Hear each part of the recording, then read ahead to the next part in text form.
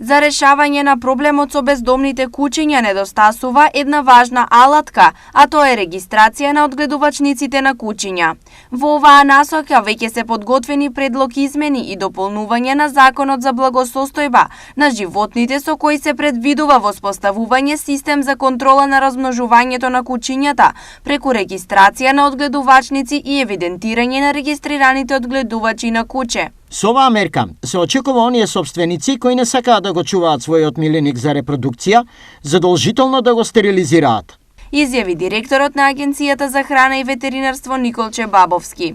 Според Бабовски нема да биде дозволено движење куќе кое е репродуктивно способно, освен ако не се работи за одгледувачница за куќиња или регистриран собственик на куќе. Во меѓувреме, општините се уште не добиле налог, но истиот го очекуваат неделава.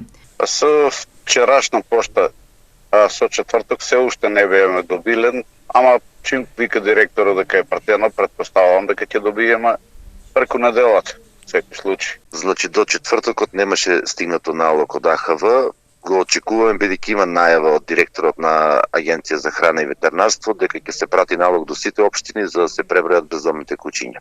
Крајната цел е јакнење на принципите за одговорно сопствеништво на домашните миленици и намалување на бројот на бездомни куќиња.